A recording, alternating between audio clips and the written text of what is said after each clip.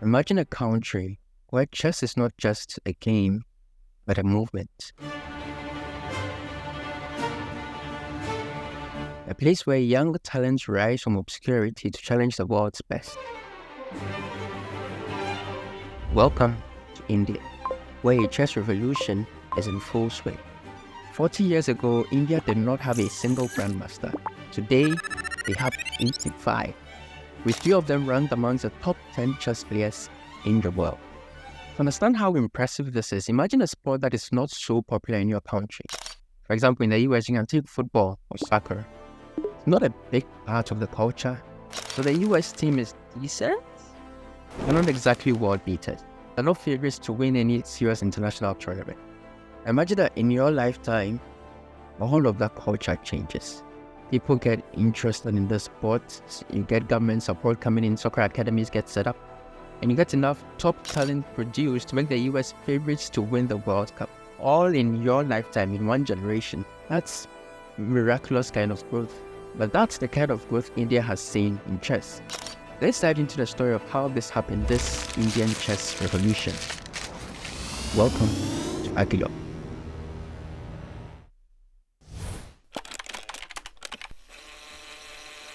Talking about Indian chess usually starts, revolves around, and maybe even ends with one man. By far the most important contributor to this rise is former world champion Vishy Anand.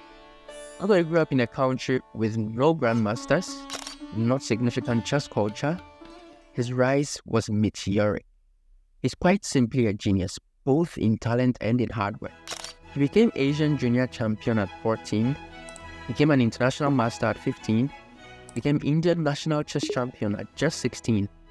And basically all of these broke records, yeah, it goes without saying. And then he achieved the impossible by earning the grandmaster title, the first from India, at just 18. But even that was just the beginning. He went on to have a very successful career, winning countless tournaments and awards. Then he capped it off by winning the ultimate, the World Chess Champion title at age 37, and he held it for 6 years. He put India on the map in the chess world, and his success sparked nationwide interest in chess. Suddenly, every aspiring player had a role model to look up to.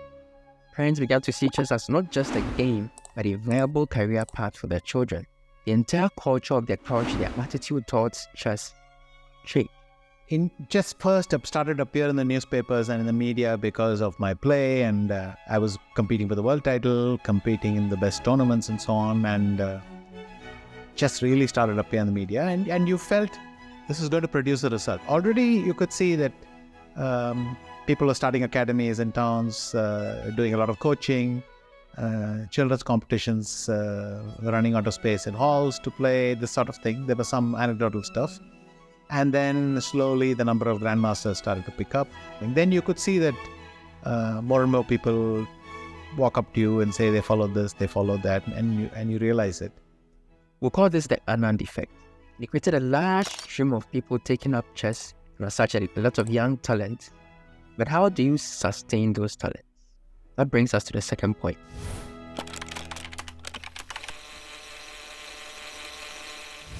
Talent needs to be supported and sustained, and this means money.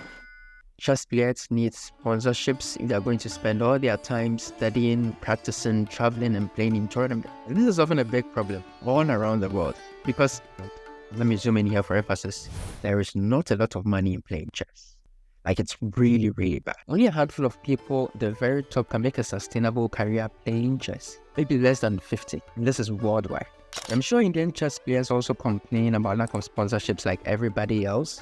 But by comparison, we have it pretty good. The government seems generally interested in chess. Both public and private entities regularly dish out money to their top grandmasters to support them. Let's look at a few examples. There's a group of oil companies called the Petroleum Sports Promotion Board. Now what they do is they each recruit grandmasters and international masters that they put on their payroll as employees, and they pay them a monthly salary just to play chess. It's like, hey, I'm going to put you on my books as one of my engineers. I'm going to pay you as one of my engineers. You don't have to come into work, just keep doing your chess thing. That's pretty cool. And then once a year, they have a tournament amongst themselves and show off their chess players. Besides that, most of their top talents get very lucrative sponsorship deals with companies. Praggnanandhaa is with the Adani Group. Nihal Sarin is with a company whose name I'm not even going to try to pronounce.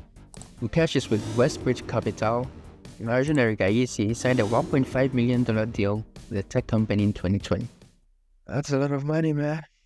Anytime an Indian player has a remotely impressive achievement like beating the world champion or winning a tournament, they get a shout out from the Prime Minister of India himself. They get invited to meet state officials very often. They get awards and money sometimes. Not a lot of countries have this level of support. Trust me, it's a pretty good place to be a chess talent right now. Now, all of this produced a good number of strong grandmasters, but for a long time, Vishy was still the only one that was among the very elite. There was still one last ingredient that was missing that really brought everything together. The time is December 2020. And although India has seen remarkable progress in the number of grandmasters, they had to break into the very best of the world. In the top 50, there are only 2 other Indians apart from Vishy, and they are 34 and 26 years old, which is not old in terms of lifetimes, but in terms of a chess career, you're getting there. But Vishy had a plan to fix this. On 14th December, there was a rare tweet on his social media announcing the launch of the Vishy Anand Chess Academy, or WACA. It had a stated aim to mentor young talents who could crack the top level in the next few years.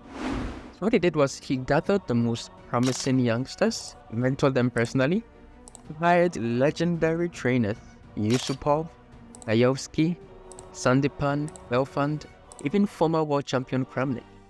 He financed all of this to allow the kids to really dedicate themselves just to chess, and it worked. They surpassed all expectations. It's been just 3.5 years since they started. I'm just going to go through a list of the achievements of the students. Do try and keep up. Nihal Sarin placed second in the Global Chess Championship in 2022, winning one of the biggest prizes for online chess ever. Arjun won a Tata Steel Challengers, Dubai Masters and Indian National Championships in 2022 and won the Menorca Open in 2024. Praggnanandhaa won Reykjavik Open in 2022, became the youngest player ever to reach the World Cup final in 2023, finishing second only to Magnus, and thus qualified for the Candidates Tournament. Gukesh won 5 tournaments in a row in Spain in 2022 and qualified for and won the 2024 Candidates Tournament, becoming the youngest player ever to earn the chance to challenge for the title of World Champion later this year. The team including Praggnanandhaa, Nihal Sarin and Gukesh won bronze at the World Chess Olympiad in 2022. Praggnanandhaa, Gukesh and Arjun are currently ranked among the top 10 chess players in the world. It's clearly been extremely successful. And India is set to dominate the chess world for the next few decades. And I must say, it's very deserved.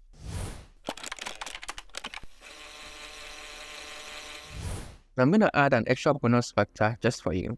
Beyond the stars, the academies, support system, I think that the heart of this chess revolution lies with people.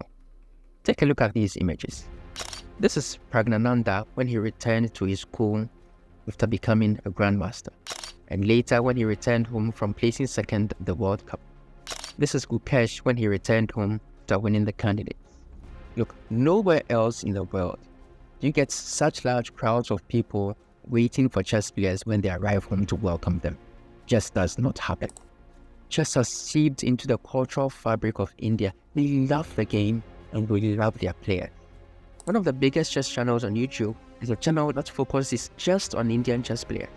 The people of India have embraced the game so completely, and maybe that's the most important driving factor.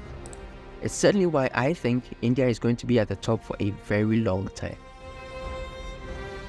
The revolution is here,